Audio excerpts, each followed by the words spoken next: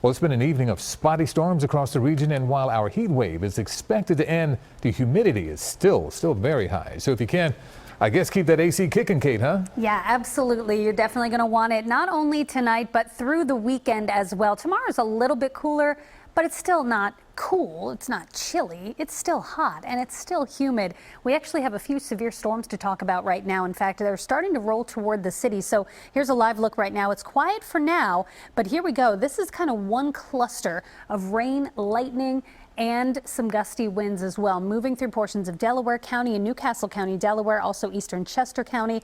And this has its sights set on the city of Philadelphia. It has very heavy rainfall with it, and it's right along I-95. So this is really going to slow things down for anybody going into work, the overnight shift perhaps, or even again into the overnight hours or early tomorrow morning, although it should be out by then. But this whole area is encompassed by severe thunderstorm warnings right now. In fact, we've got a couple to tell you about. The first one goes until 11:15. That has been extended, but we also have a new one that has been extended as this storm advances to the north and east, including Delaware, Gloucester, Newcastle, and Salem counties, and that one goes until midnight, and that's for gusty winds and also the threat for some hail. This system also has frequent lightning and heavy rain, so even though that's not one of the criteria for a severe thunderstorm is wind, hail, or a tornado, we do have the threat for dangerous cloud-to-ground lightning and very heavy rainfall, possibly even some flash flooding as this system slowly moves to the north and east at about 20 miles an hour. It'll put us right over the airport about midnight, Upper Darby by about 12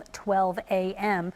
with heavy downpours right along that I-95 corridor. It's 84 degrees in Philadelphia right now. It feels even hotter. It's 81 in Millville, 82 in Mount Holly, still feeling like the 90s outside. So this storm has a lot of moisture to work with as it drifts through the city tonight. So expect scattered showers and thunderstorms. You may be sleeping and just hear that rumble of thunder outside. It may wake you up. Flash of lightning. 75 degrees will be the overnight low. Tomorrow, spotty showers and storms in the afternoon once again. We've had the past 7 days. This is the past 6 days, today included. That's 7 days in the 90s. It looks like tomorrow will stay in the 80s. But if you're planning on heading down the shore, here's 1 p.m.